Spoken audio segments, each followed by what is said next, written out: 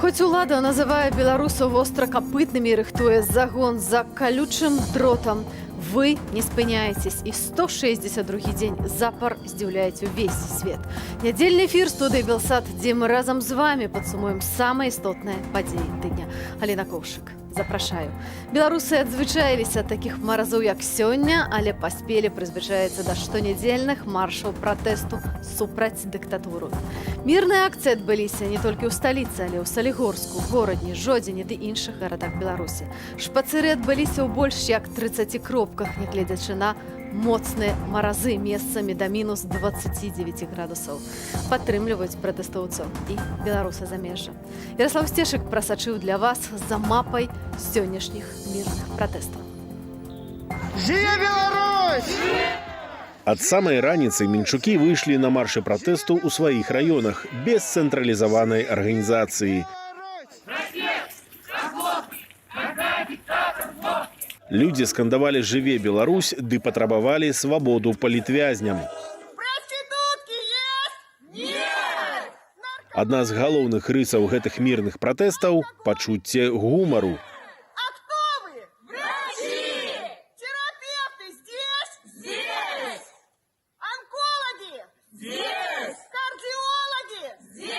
Выказаць пратэст можна і вывесіўшы нацыянальны бел-чырвона-белы сцяг Беларусі на сваім доме. За гэтыя мірныя акцыі беларусаў даўно ўжо штрафуюць і арыштоўваюць, як за недазволены пікет, нават калі сцяг на прыватным балконе.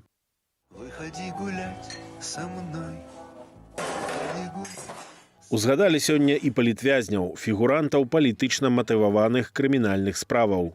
Игорь Лосик наш герой! Игорь Лосик наш герой! Гэтае відэа з лясоў пад сталіцай Белсату даслалі мінчукі, што жывуць каля універсаму Рыга, вуліцы Бяды і плошчы Бангалор. Здаровы лад жыцця пад бел-чырвона-белым сцягам. А гэта Аксакаўшчына, Ракаў і Новае поле. Людзі выйшлі пазнаёміцца і прагуляцца ў добрае надвор'е. Адзін з самых папулярных лозунгаў «Далучайся». Абласныя цэнтры таксама выходзяць гуляць насуперак жорсткім рэпрэсіям. Гэтае відэа нам даслалі жыхары Салігорску пад лозунгам «Хопіць карміць сабак рэжыму, лепш пакарміце птушак». Маюцца на ўвазе, канешне, не сапраўдныя хатнія сабакі. Іх таксама сёння бралі на прагулку. Людзі хаваюць твары, бо цяпер штрафы і арышты прысуджаюць проста за фота ці відэа са сцягам. А каб сагрэцца, можна і патанчыць.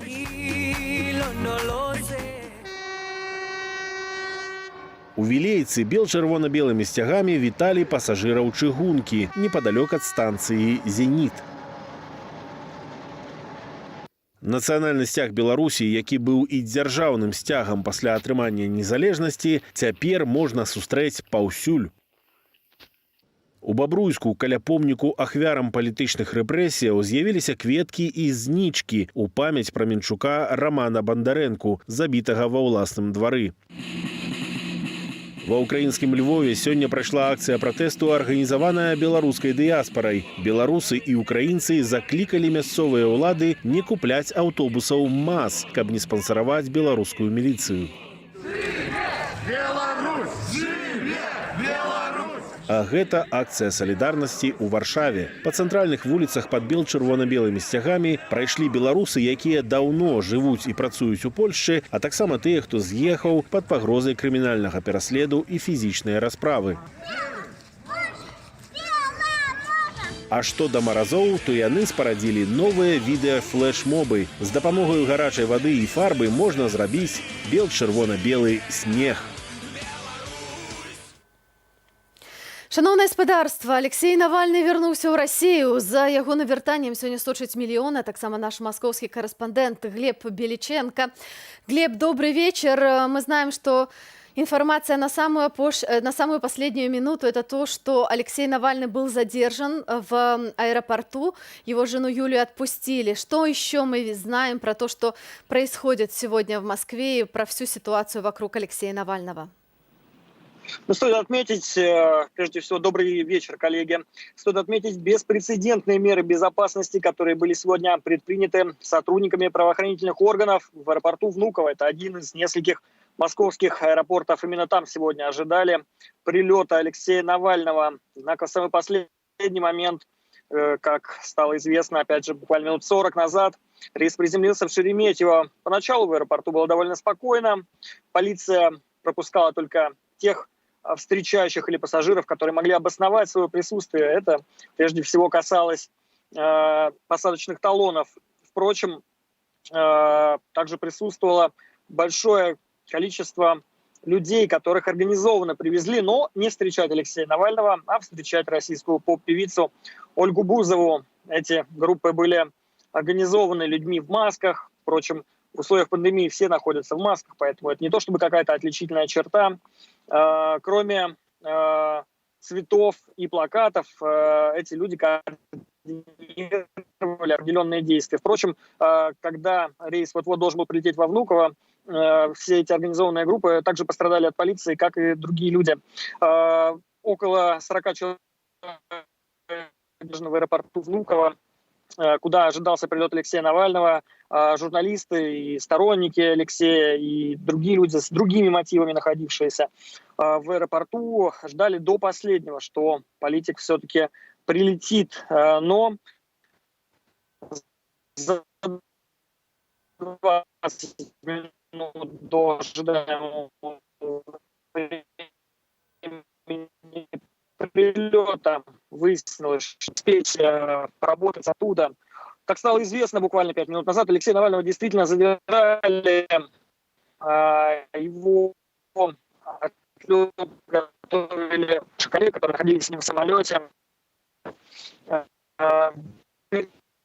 И к трапу множество журналистов успели пообщаться с Алексеем не только в самолете, но и по прилету. Однако несколько минут назад при прохождении таможенного контроля полицейские подошли к Алексею Навальному и предупредили его о том, что будут задерживать. Алексей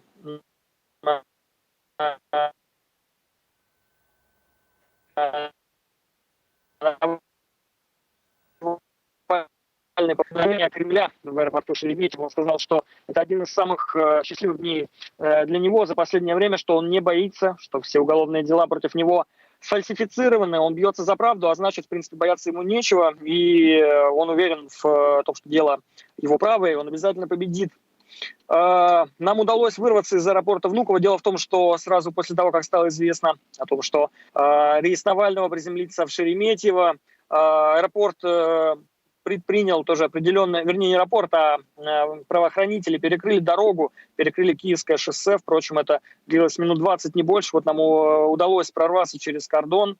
И теперь мы уже на подъезде к аэропорту Шереметьево. Впрочем, там полиция также останавливает машины такси, другие машины спрашивают о цели приезда в аэропорт. Надеемся, что в самое ближайшее время сможем поделиться с вами и с другими коллегами подробностями о задержании Алексея Навального. На каком основании он задержан прямо сейчас, неизвестно. Какие действия будут, это следственные действия или какие-то проверки, также на данный момент неизвестно. Будем следить за дальнейшей информацией. Коллеги. Спасибо, Глеб. Дякую вялікі. Гэта быў Глеб Беліченко, корэспондэнт Белсату ў Маскве. Шаноўнае спадарства, вось сярод каментароў, за якімі таксама я сачыла, шмат хто параўноўваў сітуацыю з Алексеем Навальным, з тым, як зачышчалі прастору ў аэрапорце з сітуацыя ў Беларусі. На жаль, гэта не вельмі леснае, не вельмі прыемнае параўнанне для нас. Тым часам мы вяртаемся таксама да падзеяў Беларусі, да падзеяў вакол Беларусі, але, канешне ж, будзем сачыць і будзем інфармаваць вас пра тое, што адбываецца з Алексеем Навальным акурат у гэты момант, калі з'явіцца такая інфармацыя. Шаноўнае спадарства, акцыі пратэсту і акцыі салідарнасці з пратэстоўцамі ладзяцца ў розных краінах. У Кіеве мітынгоўцы зладзілі ланцуг у некалькі соцень метраў уздоўж галоўнай вуліцы украінскай сталіцы. На Майдане цягам некалькіх гадзінаў скандавалі «Жыве Беларусь». Падрабязней распавядзе Олег Решетняк. Несмотря на сильные морозы в Киеве, около 100 белорусов вышли на традиционную акцию солидарности. С собой уже, как всегда, принесли БЧБ-символику. Они скандируют традиционные лозунги и выстроили достаточно долгую цепь солидарности. Ее протяженность примерно 100 метров. Украина! Свобода! Долой Луку, урода! Так как я белорус, в принципе, как и многие здесь, прихожу сюда поддержать тех, кто остался в Беларуси, тех, кто продолжает борьбу. Я думаю, если только мы все перестанем высказывать свою позицию, перестанем активничать в разной форме, только тогда режим победит. Пока хоть один-два человека выходят и высказывают свое мнение, тогда у нас есть будущее. Среди митингующих белорусы, которым пришлось бежать от преследований. Причины разные, у каждого своя история. Например, этот парень не называет имени, потому что по-прежнему участвует в партизанском движении. Занимались различного рода партизанской деятельностью, так скажем, более активно, я бы даже так сказал. То есть какие-то вот такие вещи, которые были там, например, на Ангарске, когда мы перекрывали МКАД, и с горящими покрышками. Но есть и те, кто просто не могли жить в условиях беспредела режима. У меня были вельми серьезные психологічні проблеми, то бок у меня была розныя стадії, канешне, але потым выніку гэта все вылілось вельмі сур'ёзнае посттравматычнае стрэсавае расстройство. Вядома, што накладвалось все і на все. В гэтым годзе мы сапраўды аб'ядналіся супраць гвалту, супраць несправедливости, супраць всялякага беззаконня, и мы уже не можем гэта забыть, мы не можем рабіць выгляд, что гэтага не было. В конце акции митингующие передали слова благодарности тем, кто поддерживает организацию «Белорусский кут» во всем мире. Привет диаспоре США от белорусов Киева! Живе Беларусь! Живе Беларусь! Мы решили присоединиться к флешмобу передачи приветов нашим замежным диаспорам. На прошлых выходных мы передавали диаспоре белорусов в Санкт-Петербурге. Сегодня мы передаем нашим партнерам привет из США, которые нам помогают в том числе материально в поддержке наших релокантов из РБ, вынужденных беженцев. Наша инициатива «Родный кут» взаимодействует очень тесно с американской диаспорой, с немецкой диаспорой. И для того, чтобы показать, что мы вместе и мы будем бороться, несмотря ни на что, мы передаем им приветы. Несмотря на холод, на термометрах минус 17 белорусы так митингуют уже 2 часа. Из Киева Олег Решетняк, Белсат. Памёр Леонид Лыч, гісторык, публіцыст, доктар гістарычных навук, прафесор. У лютым яму споўнілася 92 гады. Радзім Гарэцкі называў яго найярчэйшым адраджэнцам сучаснасці, а біскуп Менска-Магілёўскай архідыяцэзіі Беларускай рыма-каталіцкай царквы Антоній Дем'яненка казаў, што дзякуючы дзейнасці такіх прадстаўнікоў нацыянальнай інтэлігенцыі, як Леонід Лыч, беларусы не сталі манкуртамі. Леонід Лыч – аўтар шэрагу кніг па гісторыі, тапаніміцы, моўнай палітыцы, культуры Беларусі, суаўтар падручнікаў. У сваіх працах шмат пісаў пра важнасць беларускай мовы і абароны нашай культуры. Апошнія тыдні ён быў у цяжкім стане ў шпіталі, дзе лекаваўся ад каронавірусу. Шановне гаспадарства, а цяпер прапаную згадаць галоўныя падзеі, пра які мы вам распавядалі цягам тыдня. Пачнем з панядзелка. Хакейныя дзяржавы адмаўляюцца ўдзельнічаць у гульнях Лукашэнкі. Сёння міністр замежных справаў Чэхіі прывітаў рашэнне аўтаканцэрну «Шкода» адмовіцца ад спонсарства чэмпіянату свету па хакеі, калі ён пройдзе ў Менску. Таксама супраць грубых парушэнняў правоў чалавека выступілі кампаніі-спонсары «Нівея», «Тісо» і «Ліквімолі». А вось Рэне Фазель, прэзідэнт Міжнароднай федэрацыі хакея, кажа, што правесці спаборніцтва ў Менску будзе вельмі цяжка, а заўтра Рада федэрацыі будзе вырашаць, што рабіць далей. Латвія катэгарычна выступіла супраць партнёрства з Беларусю ў правядзенні 84-га чэмпіянату свету па хакеі, але гатовая самастойна прыняць яго. Разглядаюцца варыянты супрацы з Даніяй і Славаччынай. Прычына – брутальнае дзеянне беларускіх сілавікоў і чыноўнікаў супраць мірных дэманстрантаў. А как вы считаете, все-таки чемпионат мира по хоккею пройдет в Минске? Есть шанс? Мы особо не паримся. Пройдет, пройдет, не пройдет, не пройдет. Но оснований для того, чтобы он не прошел, на миллиметр даже нет. это будет позор полный. Хоць візіт прэзідэнта міжнароднай федэрацыі хакею планаваўся яшчэ на снежань, Рэне Фазель прыляцеў у Менск толькі ў гэты панядзелак і сустрэўся са старшынём беларускай федэрацыі. Хаця цяпер міжнародныя спартовыя чыноўнікі вядуць адносна Дмітрыя Баскава унутранае расследаванне за ўдзел у затрыманні і збіцці мінчука Романа Бондаренкі, які потым памёр ад траўмаў. Ці дапамог гэты візіт Фазеля ў Менск? У меня такое адчуванне, я не ведаю, такое адчуванне, што бакі шукаюць выйсця. І Міжнародная федэрацыя разумее, што свята не атрымаецца ў Мінску, і ўжо афіцыйны Мінск разумее, што свята не атрымаецца, гэта будзе толькі праблемай для тых самых уладаў. З эканамічнага пункту гледзяшча варта памятаць, што хакей не настолькі прыбытковы, як той жа футбол, а міжнародная федэрацыя не дапаможа з арганізацыяй. Цалкам магчыма стратнай імпрэзы. Тут просто пусціць пыл у вочы сусветнай супольнасці, паказаць, што Беларусь такая, як і ўсе, хаця насамрэч ось апошнія падзеі паказваюць, што гэта краіна-ізгой, самы натуральны, таму што нельга праводзіць такого кшталту сусветныя спаборніцтвы ва ўмовах, калі ось фактычна больш за 1,5 сотні палітвязняў, сотні людзей чакаюць судоў і десяткі тысяч, там ужо больш за 40 тысяч, напэўна, прайшлі праз турмы, былі затрыманыя, асуджаныя. Але Лукашенко усю адказнасць перакладае на міжнародную федэрацыю хакею. Сумеет Федерация хоккея международная устоять против давления? Значит, мы проведем чемпионат мира. Если Федерация международная хоккея не справится с давлением, значит, не будет чемпионата мира в Беларуси. Все зависит сейчас от вас. Супраць чэмпіянату ва ўмовах дыктатуры выступілі і дэпутаты Еўрапарламенту. Роберт Бедрань і Пятрас Ауштравічус накіравалі супольную заяву ў Міжнародную федэрацыю хакею. Разве кто-нибудь думает о чемпионате футбола в Северной Корее? Нет. По-моему, Лукашенко уже подходит к такому статусу. Перанос чэмпіянату меў стаць чарговай санкцыяй у бок рэжыму Лукашэнкі. Гэта пытанне не спартовае. Гэта пытанне не бяспекі эпідэміялагічнай. Гэта пытанне палітычнае і гэта пытанне легітымацыі альбо нелегітымацыі дзеючай улады. Тым часам беларускі фонд спартовай салідарнасці паведаміў Белсату, што звольненыя 17 спартоўцаў нацыянальных каманд, 12 з якіх так і не вярнулі сабе месца з палітычных прычынаў. Александр Пуціла, Діяна Радкевіч, Ярослаў Сцешык, Белсат. Аўторак. Александр Лукашенко загадаў верным яму чыноўнікам увесці санкцыі супраць заходніх фірмаў, што працуюць у Беларусі. Забудзьцеся пра інвестыцыйныя праграмы, запрашэнне еўрапейскіх партнёраў ды інвестыцыйны клімат. Цяпер у эканоміцы новы тренд шчэрыць зубы. Гэта ў адказ на абмежаванне, уведзеныя ЗША і еўразвязам адносна Лукашэнкі і ягонага атачэння за падробку выбараў, беззаконныя і жорсткія дзеянні сілавікоў.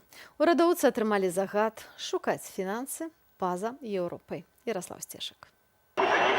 Санкцыі краінаў захаду супраць сілавікоў у цэнтр выбаркаму, блізкіх да Лукашэнкі алігархаў і яго самога, Лукашенка назваў бандыцкімі. І на адмысловай сустрэчы з чальцамі ўраду запатрабаваў сіметрычны адказ. Ударыць па замежных прадпрыемствах на беларускай тэрыторыі. А гэта некалькі тысячаў фірмаў, ад буйных да зусім дробных. Если они сделали шаги в неправильном направлении и начинают нас наклонять, мы должны симметрично ответить. Не надо бояться, надо уже им показывать зубы. Гучыць рашуча і пагрозліва, але ці будзе удар симметричным? Я думаю, мы их ничем не напугаем.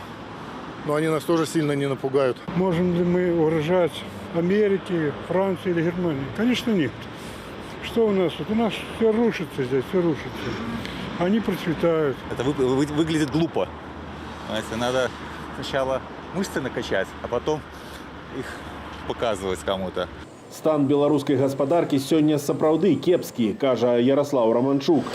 А удар па замежных інвестарах ці нават пагроза такога удару валюты не прыбавіць. Гэта стрэл у сябе ў голову і нагу.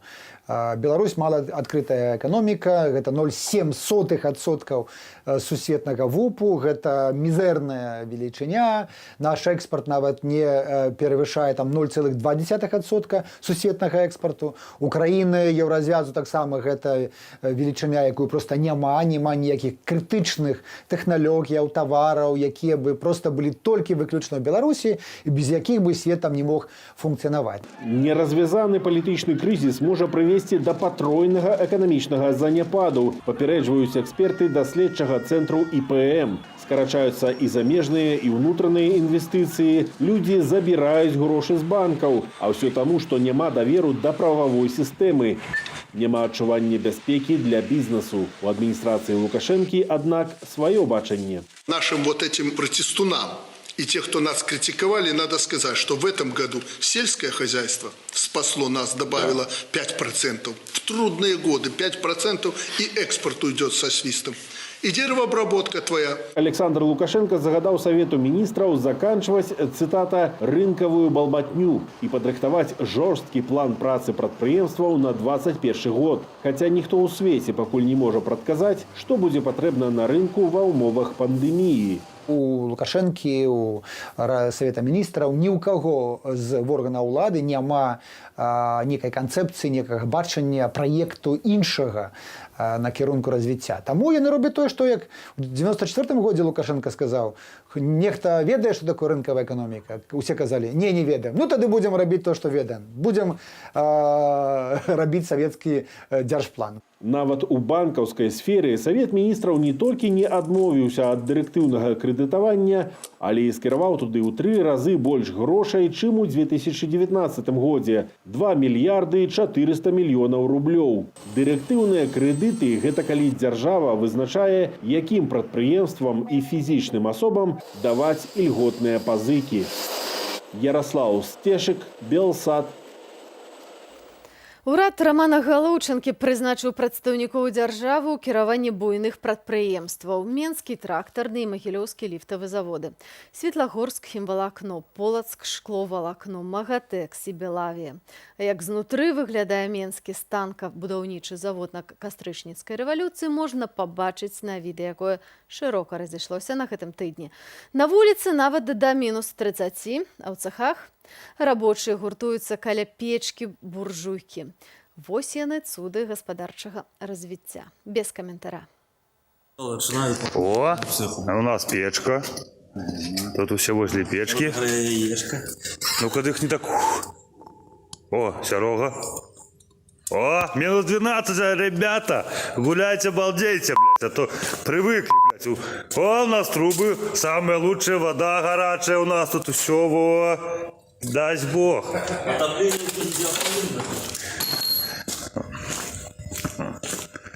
Серега осталось от гильотины. Полностью от Володькиной. Тут тоже у нас трубы новые лежать. Во, должны скоро сварить все. Тут все будет отопление у нас. Дай Бог.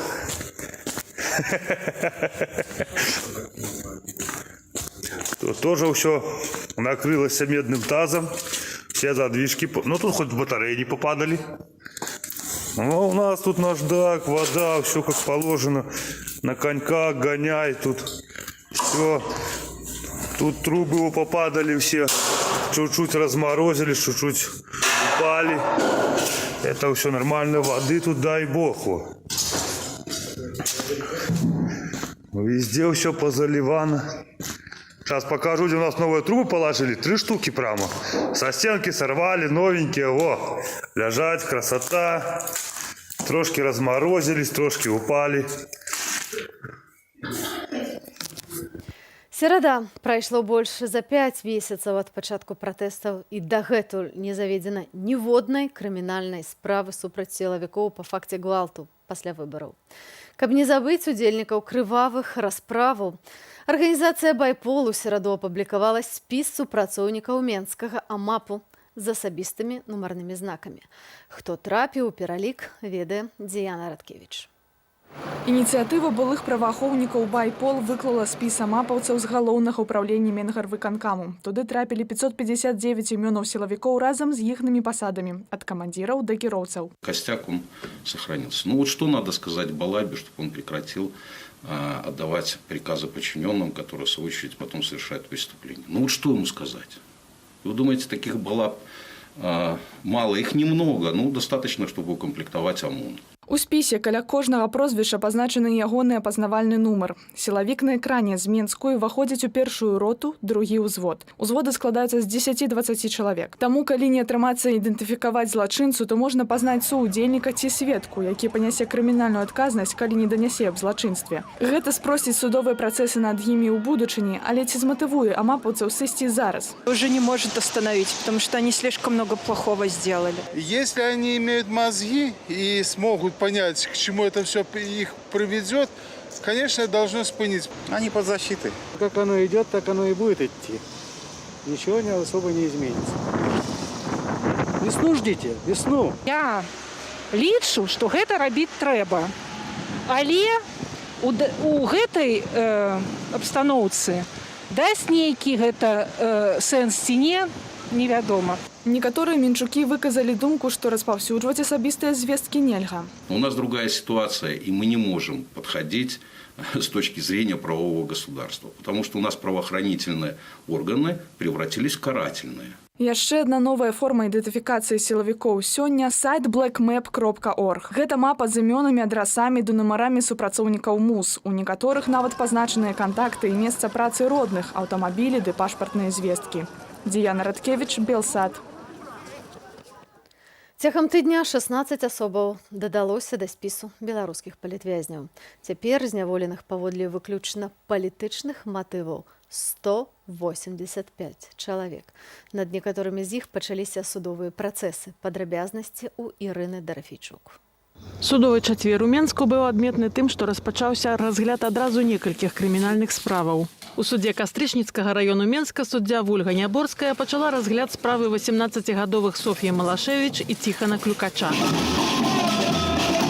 Маладзёнаў вінавацяць у тым, што 6 верасня падчас маршу пратэсту яны распісалі фарбай з балончыкаў шчыты амапаўцаў, а таксама ўдзельнічалі ў падрыхтоўцы масавых беспарадкаў. Акрамя таго, Соф'ю абвінавачваюць у публічнай абразе кіраўніка дзяржавы. Паводле пракурора, яна наўмысна і супрацьпраўна дэманстравала плакат са зневажальным надпісам. Абодвух маладзёнаў праваабаронцы прызналі палітвязнямі. Яшчэ адна крымінальная справа, разгляд якой пачаўся ў судзе Савецкага раёну Менску, датычыць падзеяў 10 і 11 жніўня, калі пачаліся пратэсты супраць выбарчых фальсіфікацыяў. Фігуранта справы вінавацяць у тым, што ён удзельнічаў у масавых беспарадках, а таксама разам з іншымі удзельнікамі захапіў машыну камунальных службаў і заблакаваў рух на вуліцы Прытыцкага. Справа ж, якую пачала разглядаць суддзя Таццяна Пірожнікава ў судзе Маскоўскага раёну, датычыць падзеяў, што адбыліся амаль за месяц да выбараў. Тады на вуліцы выйшлі людзі, не згодныя з вынікамі рэгістрацыі кандыдатаў на прэзідэнта. 20-гадовага Уладзіміра Хомічкава абвінавачваюць у непадпарадкаванні законным патрабаванням прадстаўніка ўладаў, аказанні супраціву і ў гвалце супраць міліцыянтаў. Не спыняюцца суды і па-за Менскам. У судзе Гомельскага раёну суддзя Тамара Застаўнецкая вярнула на дапрацоўванне справу снегавіка, ці дакладней справу яго стваральніка, жыхара вёскі Маркавічы Сергея Качалова. Сделал снеговик, оказывается, я враг народа, потому что я не имел права без разрешения сельсовета сделать без их команды сделать снеговика. Фігурка з надпісам «Жыве Беларусь» з'явілася на падворку яшчэ ў снежні. На пачатку студзеня на яе стваральніка склалі пратакол за несанкцыянаваны пікет. У Віцебску мелі адбыцца судовыя паседжанні ў справе 6 жанчын, затрыманых напярэдадні падчас шпацыру са скандынаўскімі палкамі ў лесе. Мы не выкарыстоўвалі ні відэо, нічога мы не выкарыстоўвалі, сягамі ніхто не махаў. Мы толькі разміналіся перад тым, как уже канкрэтна прыступіць да трэніроўкі, да адмысловай трэніроўкі. Жанчын абвінавацілі ва ўдзеле ў несанкцыянаванай акцыі і дзень пратрымалі ў пастарунку, але разгляд справы ў выніку перанеслі на наступны тыдзень. Праваабаронца Леонід Судаленко адзначае, што судовая сістэма ў Беларусі дзее сёння не для кантралявання законнасці. калі зараз чалавек выказвае свае перакананні, публічна выказвае свае перакананні, ён будзе абавязкова пакараны, таму што ўлада пайшла па шляху пераследу усіх незгодных з афіцыйнай палітыкай. Пра шырокамаштабныя жорсткія рэпрэсіі ўлада ў Беларусі кажуць міжнародныя праваабаронцы. У сусветнай справаздачы 2021, якую ўжо 31 раз складае праваабарончая арганізацыя Human Rights Watch, сітуацыі ў Беларусі прысвечаны асобны раздзел.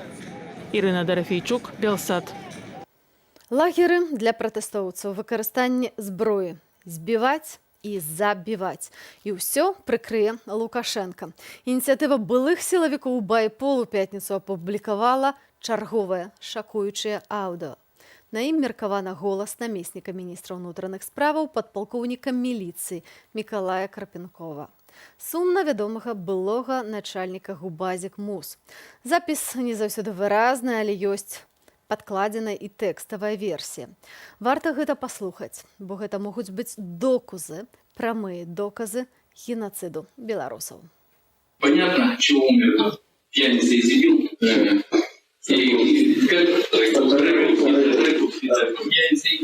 Он умер, конечно, от резиновой пули, которая прилетела ему в груз, прилетела ему в груз, он стоял там в майке. Я думаю, что вот с обратной стороны майки она там не застряла. Что российское оружие, травматическое оружие, с близкого расстояния от боевого ничем не отличается. Потому что бедному русскому человеку от чечена или от какого-нибудь дагестанца защититься, но ничего нет. Только такое он может понять. Тем более страна холодных климатов, они в толпах там больше, чем половину года ходит. Поэтому такого что как раз нас делает? 15 лет, скажем, 50. Да. Мы обратились, сказали, что нам не хватает, получается, травматического оружия, что в основном, получается, приходится задачи решать резиновой палкой или кулаком. Где-то за этим исключением, получается, применять светозвуковые гранаты. Ну, где-то, вот, идти на определенные хитрости по разблокированию дорог. Видите, при они лежат. Ну, вот, необходимо, конечно, нам говорить травматическое оружие, потому что у ОМОНа есть и мы завидуем. И вот, получается, по указанию главы государства приобретено, получается, 100 пистолетов, 30 пошли в СОБР, 20 пошли в Алмаз, а 50 пистолетов передают нам. Если куда-то группа выезжает, несложно сам, как у нас было, что выезжал Алексеевич, нужно было задержать этого дебила, который на мотоцикле ездит, и там произошла ситуация, где его отбили прекрасно, получается, не мешал, как раз нужны были 2-3 таких пистолета. Поэтому на особо сложные задания начальник принимает решение, и его дополнительно задает мощь неимоверная. Поэтому президент говорил, что если прет на тебя, применяй оружие, получается, вот, нелетальное, в упор, по ногам, животу, по яйцам, чтобы понял, что он творил и что он делал, когда придет в сознание. Ну, а если, получается, у него в руках что-то, получается, либо покалечить, либо изувечить, либо убить, применять оружие прямо в лоб, прямо в лицо, прямо туда, после чего он уже никогда, получается, не вернется в то состояние, в котором он находился. Ну, откачают.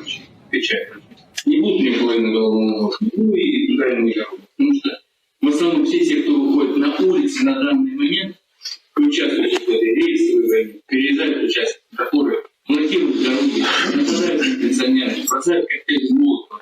Это террористы. Это лишние люди в нашей стране. И вот этому сегодня было посвящено очень-очень много. На том небольшом совещании, которое проводил глава государства. И сегодня президент сказал, ведь я знаю, кто что.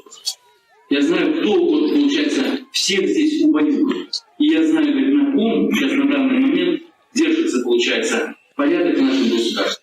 Ведь говорит, у милиции есть и те задачи, которые она продолжает, и она их успешно выполняет. И уровень преступности понизился. И у милиции есть сейчас задача, получается, защитить всех. И главу государства, и его окружение, и его семью, вместе со службой безопасности президента. И защитить депутатов, и лиц, которые управляют, получается, государством от этих угроз. А еще, получается, на улицах навести порядок. Пришло время, когда, получается, ни один сотрудник правоохранительных органов, даже даже, получается, ОМОНовец не должен выходить на массовые беспорядки, не имея с собой огнестрельного оружия. Поэтому пришло другое время. Время, получается, жестких действий с оглядкой на, скажем так, политические моменты, так как мы, получается, страна, которая интегрирована в мировое сообщество и обязана соблюдать ряд определенных действий, чтобы мы не выглядели как изгои. То есть вот это время, оно закончилось. Наступило другое время. Все время наносить удары, чтобы они только успевали поворачивать. Все время продумывать комбинации. Все время атаковать. Кто атакует, тот является хозяином положения. Кто обороняется, это жертва, это дичь. Президент сказал еще. Декабря месяц, со всеми вот этими вот моментами, которые на улице есть, надо разобраться. И разобраться жестко. Всем все объяснили. Реформа Конституции они. Глава государства сказал, что он на следующий срок не будет избирать. Но страну передать, а вы кому? Чтобы просто понимали, что я просто держусь за это, да, по-простому, по-человечески, по-мужски я общался. Вместе надо получаться. И я знаю, что если я сейчас, получается, поддамся на договор, что уйду, им всем конец. Их ведь просто уничтожить. Уничтожить, и многие здесь будут делать иллюстрации, будут делать издевательства. Будут все то, что написано, что придем, сождем, поломаем и так далее, это все осуществится. Кубок сформирует, внутренний сформирует, ОМОН поставит на колени, унизит и так далее. И многих других, кого только они посчитают. Поэтому сказано навести порядок. И порядок будет наведен. Но установки главы государства. Чтобы, вот, получается, командиры довели и поставили задачу. Вот оно, нам дано оружие в руки, оно у нас есть. Как говорил дедушка Ленин, в стране только одна сторона имеет право применять оружие. Это государство. Все остальные, кто за оружие возьмет, это бандиты. Бандиты и террористы. И отношения к ним должны быть. Все указания, что только краской, только с газом и никак иначе. И не поливать, а, получается, эта машина, она по своим техническим характеристикам в одну секунду перебрасывает 200 литров воды. Вот, в нужную точку. Это вот считай, что бочка полетела в такую сторону воды. То удар такой, что вот, если человек находится недалеко, или вот напротив столба, или в толпе, ну, его может прямо размазать. Отпизнуть все эти органы, а он там полетит соответственно. То только таким образом применять. И обязательно с газом. Обязательно с газом.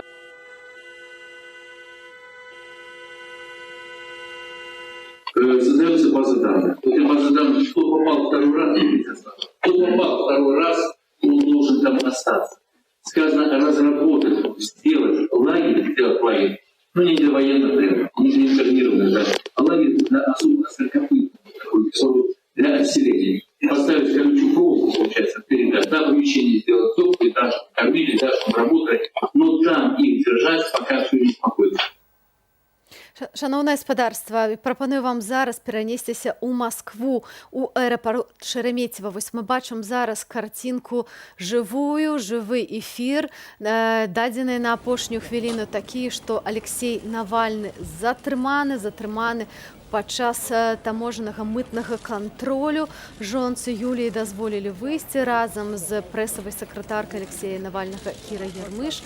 Вось мы бачым, што зараз адбываецца такая імправізаваная, ну, нельга назваць прэсавай канферэнцыі, але мы бачым, што жонка Навальнага Юлія размаўляе з медыямі. Яна выйшлі з аэрапорту і спрабуюць, відаць, разабрацца, што рабіць далей. Мы ведаем таксама, што Алексей Навальны быў затрыманы паводле таго, што знаходзіўся ў вышуку. Гэта афіцыйная інфармацыя. Давайте, можа, разам паслухаем, што кажуць, калі мы нешта пачуем. Давайте паспрабуем. Толпа, люди, уважаемые! Уважаемые люди, это мы с вами, друзья! Спасибо, что приехали! Юля! Юля! Юля! Юля! Юля! Юля! Вернитесь на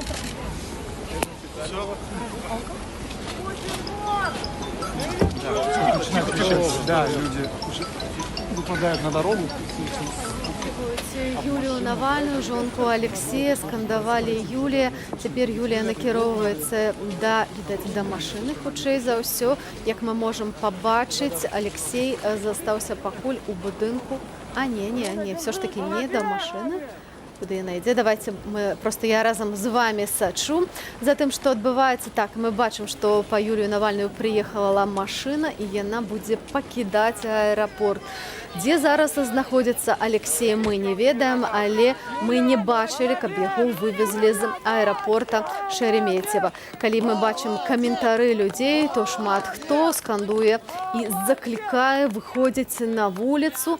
Гэта вельмі сугучна, таксама з тым, што адбываецца на Беларусі. Дарэчы, бачыла я і такую цікавостку, дзе параўноўвалі Юлію Навальную з нашай Светланай Ціхановскай, але, канешне ж, пакуль Алексей Навальны быў на свабодзе, яе роля была меншай. Паглядзім, як гэта будзе выглядаць далей.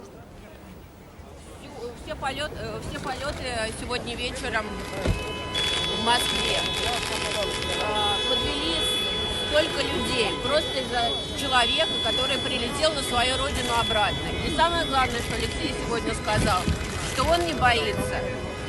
Я тоже не боюсь. И вас всех призываю не бояться. Спасибо вам большое за поддержку. Спасибо, Юля! Юля, молодец! Юля!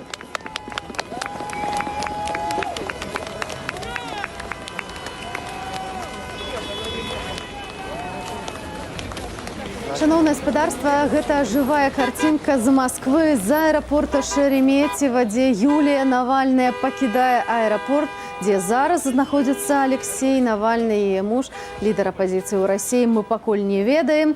Яго затрымалі падчас мытнага кантролю. Маўляў, ён знаходзіўся ў вышуку. Тым часам да мяне ў студыю прыйшоў наш гость Андрей Остапович з ініцыятывы «Байпол». Добрый вечер. Добрый вечер. Ці справядліва затрымалі Навальнага? Гэта не зусім тэма нашай размовы, але мы, тым не менш, усе вельмі сочым таксама за гэтым. Ці таксама вы чакалі на тое, што Навальнага затрымаюць усё ж таки? Для меня это очевидный вопрос. Все-таки, если исходить из рамок закона Российской Федерации, он все-таки нарушения эти допустил своего условного срока, поэтому сложно судить здесь именно с этой позиции. Если судить с позиции угрозы его жизни и здоровья, тут уже можно совсем с другой стороны смотреть. Сильно именно вот этим вопросом я не интересуюсь. Задач сейчас в отношении своей страны очень много, поэтому, к сожалению, что-то дополнительно сказать сложно. Мы переключаемся на Беларусь, и до нас долучается таксама наш аглядальнік палітычны, гэта Александр Класкоўскі, які знаходзіцца ў Менску. Добрый вечер, спадар Александр. Вітаю вас. Все ж таки першае пытанне хацела задаць да Андрэя. Андрэй, вось вы першы пачулі гэты запіс, які стаўся на гэтым тыдні рэальна бомбай у медыяпрасторы. Вось якія былі першыя думкі, калі вы паслухалі ўсё тое, што казаў Карпенкоў? Первая мысль — это то, что уже разворачивается, готовится военные действия против белорусского народа. Они так и говорят: атакуем, мы должны атаковать и так далее. Переполняют эмоции, злость берет, честно говоря. Также, наверное, и отнеслись многие, кто просматривал, прослушал эту аудиозапись. Сложно судить, но картина полностью становится ясной. Он сказал, в принципе, по всем пунктам, которые только можно было, наверное, обсудить. Сапраўды так, спадару Александр, беларусаў цяжка здзівіць, але хіба што вось акурат гэты зліў байпола, да якога спрычыніліся былыя сілавікі, супрацоўнікі сілавых структураў Беларусі, сапраўды быў шакуючым для нас. На што здольныя тыя людзі, якія ўтрымліваюць уладу, калі прааналізаваць вось гэтыя аўдыё, гэтыя словы спадара Карпенкова? Па-першае, я зраблю рэмарку адну. Няма у нас нейкай экспертызы, якая б на 100% пацвердзіла, што гэта менавіта голас Карпенкова. Таму, ва ўсякім разе, беларускія незалежныя медыі пішуць акуратна. Яны пішуць пра чалавека з голасам які падобны на голас цяперашняга намесніка міністра ўнутраных спраў Карпянкова. Але глядзіце, тут жа пытанне не ў тым, Карпянкоў ці нейкі іншы начальнік. Відавочна, што такога кшталту інструктажы былі і такога кшталту установкі ішлі з самага верху. Мы гэта бачылі дэ-факта, мы бачылі па дзеяннях беларускіх сілавікоў, пачынаючы ад першых дзён пасля выбараў з 9 па 12 жніўня, калі людзей катавалі проста, людзей калечылі ў гэтых вось пастарунках, у гэтых застенках, іначай не скажаш. Ну і потым нават калі згадаць выступы Александра Лукашэнкі, тыя публічныя выступы, дык ён, напрыклад, пракурорам, удумайцеся, казаў, што іншым разам не да законаў. У іншым сваім публічным выступе ён сказаў, што, маўляў, цяпер у Беларусі такая сітуацыя, што ад гэтага дня мы палонных у палон нікога браць не будзем. Вось такого кшталту выказванні яны паказваюць, што беларускія ўлады гатовы на ўсё дзеля таго, каб захаваць рэжым, захаваць саміх сябе. І ў прамове вось гэтага чалавека з голасам падобным на голас Карпянкова гучыць для мяне гэта таксама паказальна, што задача міліцыі, задача сілавікоў найперш абараніць прэзідэнта, вялікае начальства, іх сем'і, дэпутатаў і гэтак далей. Пра абарону народа гаворка не ідзе. Наадварот, гаворка ідзе пра лішніх людзей, ад якіх трэба, так бы мовіць, пазбавіцца. Спадар Андрэй, ці вы можете пацвердзіць, што гэта сапраўды голас Карпянкова? Вось літаральна некалькі дзён таму тут у нас у студыі сядзеў спадар Пракоп'еў, які асабіста ведаў Карпянкова, ён пацвердзіў таксама, што гэты голас вельмі падобны. Вось ці вы маеце доказы таго, што гэта ўсё ж такі Мікалай Карпянкоў? Понимаете, часть доказательств мы своих не можем предоставлять, так же, как и какую-то информацию сообщать. Для нас наиболее оптимальный вариант – это проведение экспертизы при сравнении его голоса, который он давал интервью по телевидению. Вы уже замовили это? Да, этот уже процесс запущен, поэтому экспертиза будет делаться примерно от 2 недель до месяца, поэтому дополнительно эта информация поступит. А дзе гэта інфармацыя? Я так разумею, што не ў Беларусі, канешне, гэта экспертыза будзе. Это Украіна, Польша? Это уже не ко мне вопрос, это, скажем... Зразумела. Насамрэч, гэта і не так важна, дзе будзе праходзіць гэта экспертыза. Хацела вас яшчэ вас запытаць. Вы, як чалавек, які сам служыў в органах, вось калі бы вам сказалі тое, што вось мы пачулі ў гэтым аўдыёзапісу, калі гэта перавесці на такую мову тых людзей, якія гэта слухаюць, мову тых міліцыянераў, амапаўцаў, супрацоўнікаў Губазіка. Вось што яны, галоўны месседж, які яны пачулі пасля гэтых словаў? Первый посыл, наверное, это все-таки ГУБОП, это не подобное ОМОНу все-таки подразделение, там люди тоже все на базе высшего образования, это оперативники, и, в принципе, схожесть со Следственным комитетом есть определенная. И они не готовились к тому, чтобы, скажем так, репрессировать свой народ в отношении граждан, скажем так, применять такие меры, получать такие приказы и участвовать, грубо говоря, в боевых действиях. Поэтому это пугает, это настораживает, что уже таким подразделениям даются такие указания, команды, разъяснения, то, как надо действовать. Но, как уже многие комментировали, раз эта аудиозапись появилась, раз кто-то все-таки решил записать Карпянкова, значит, там внутри системы тоже есть несогласные с этим. Ну, это аккурат то, над чем вы працуете. Вы показываете то, что эта система не монолит. Более того, мы не только показываем, мы объединяем уже тех, кто против этой системы, против таких преступных приказов под одной единой крышей, как байпол, который будет действовать и противопоставлять себя вот этим приказам преступным и преступному режиму. Спадару Александр, вось Александр Лукашенко назваў тых людзей пратэстоўцаў, фактычна іх прыраўняў да тэрарыстаў. Тым не менш, тыя людзі, якія думаючы, апазіцыя і людзі, якія зараз змагаюцца за тое, каб Беларусь сталася вольнай краінай, яны акурат апелююць да таго, каб рэжым Лукашэнкі, а таксама АМАП ды іншыя арганізацыі былі прызнаны тэрарыстычнымі. Ці гэта сапраўды адпаведны адказ на тое, што зараз адбываецца? Ну, гэта адзін з кірункаў дзейнасці, як я разумею, тых апанентаў Лукашэнка, якія апынуліся цяпер за мяжой. Акрамя таго, я думаю, што важны кірунак, і наколькі я разумею, гэтым у прыватнасці і Байпол займаецца, ну, гэта нейкая праца тлумачальная, гэта піяраўская, можна сказаць, праца, скіраваная менавіта на сілавікоў. Таму што сёння, я думаю, канешне, там розныя людзі, у многіх нейкія ёсць сумневы. Не ўсе далёка падзяляюць вось такі падыход змагання з гэтымі, як там прагучала на гэтым запісу, з вастракапытнымі, так бы мовіць. Я думаю, што многія хацелі б усё ж такі або сысці з гэтых органаў, або перайсці на іншы бок. Это так прыгожа гучыць, перайсці на бок народа. Але вось як? Рэч у тым, што варыянтаў няшмат, і мы бачым, што ўлада перакрывае гэтыя варыянты, і тыя, хто ўсё ж такі у сабе знаходзілі сілы сысці з органаў і абвесціць аб нязгодзе з палітыкай рэжыму, яны падпадалі пад рэпрэсіі, некаторыя апынуліся за кратамі і так далей. Таму вялікая праца для апанентаў Лукашэнкі – гэта сапраўды паказаць нейкую рэальную альтэрнатыву для гэтых людзей. І я хочу сказаць, што, канешне, тут не трэба цешыць сябе вялікімі ілюзіямі, што заўтра, паслязаўтра масавы нейкі пераход пачнецца на іншы бок, умоўна кажучы, таму што там вельмі моцна працуе чыннік страху і чыннік,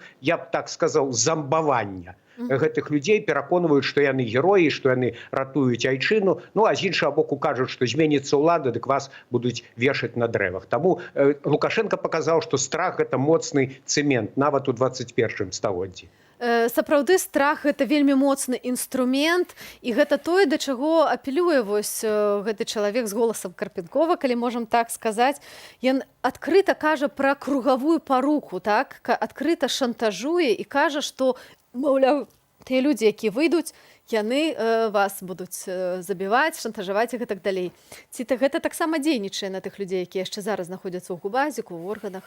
Ну, безусловно, да, но есть моменты, что сложно фильтровать свои слова, чтобы никакой лишней информации не сказать. У нас все-таки очень чувствительная деятельность, мы готовимся.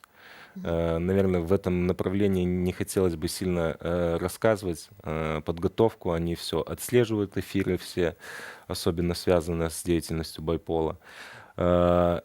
Но вклад такой, что интеллектуальная часть этой системы, этого блока не так хорошо поддается пропаганде, промывке головы, зомбированию, или, как вы сказали, и они способны анализировать и ситуацию, и шансы на победу той или иной страны. Единственное, чтобы я, наверное, хотел отметить, когда они увидят альтернативную силу, тогда они будут задумываться о переходе на сторону народа намного сильнее. Наша цель основная – это из Байпола показать эту силу, что есть, кому противодействовать на любом уровне. І сапраўды, што гэта сіла маналітная. Да. Хацела бы яшчэ вярнуцца да словаў Карпенкова, звязаных з першым забітым чалавекам падчас пратэсту забойствам Тарайкоўскага. На ягоным прыкладзе ён апеляваў да таго, што, маўляў, ён пёр на пратэстоўцаў, і цяпер вы можаце на гэта адказваць. Александр Тарайкоўскі быў першым забітым пратэстоўцам. На гэтым тыдні мы таксама ўзгадваем і іншых: Геннадзя Шутава, Александра Віхора, якія загінулі 5 месяцаў таму, і Рамана Бандарэнку, якога не стала 2 месяцы таму. Усе яны загінулі за нашу і вашу свабоду.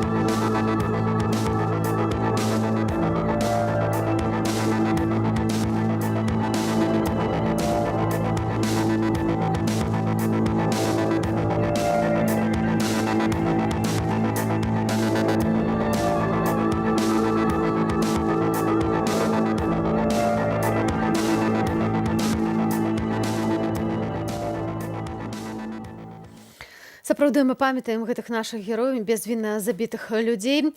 Спадар Александр, хацела звярнуцца да вас, каб вы пракаментавалі як палітычны аглядальнік, у якім месцы зараз знаходзіцца наша краіна, дзе ўлада адкрыта кажуць пра стварэнне концлагероў для людзей, называе пратэстоўцаў парнакапытнымі, параўноўвае іх да тэрарыстаў. Вось калі прыкладна нас параўнаць з нейкай іншай краінай, ці сапраўды гэта ўжо Паўночная Карэя?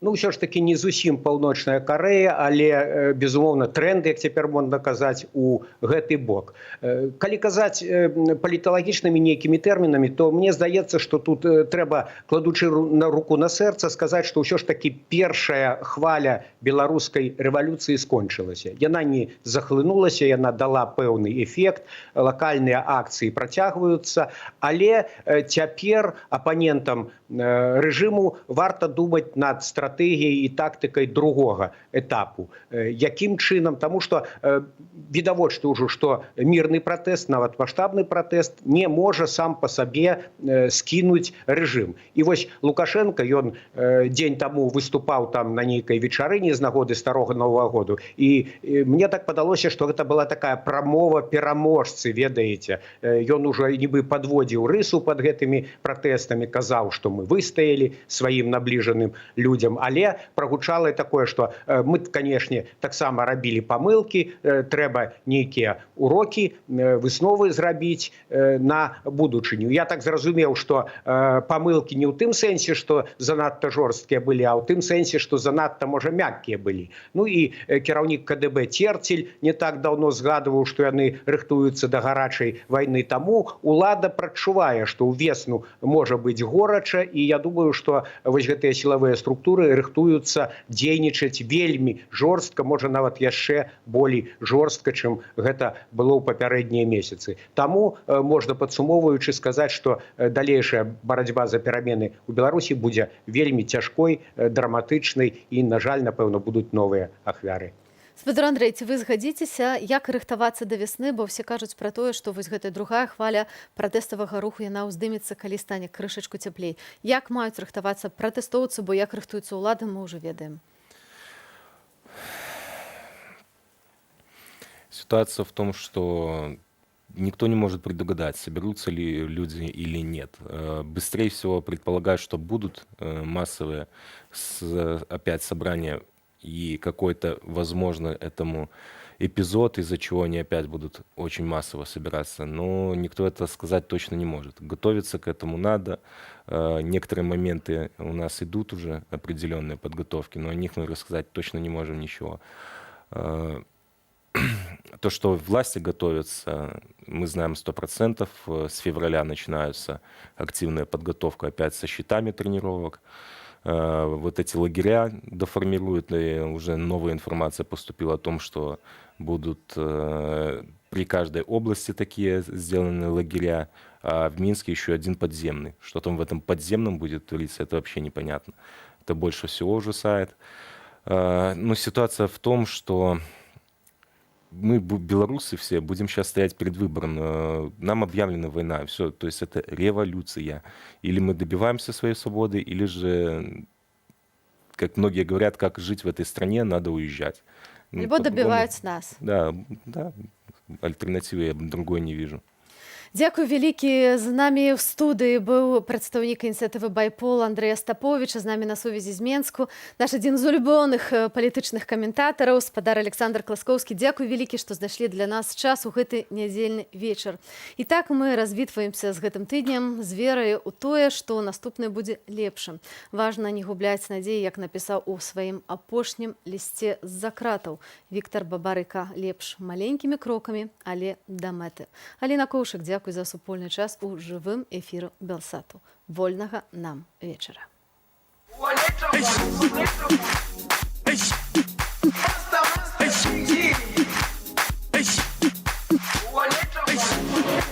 Jerusalema ikayalami ilondoloze uhambe nami zungangishilana Jerusalema ikayalami khayalami ilondoloze uhambe nami zungangishilana dawo yami ayikholana buso wami awukholana ilondoloze zuhambe nami dawo yami ayikholana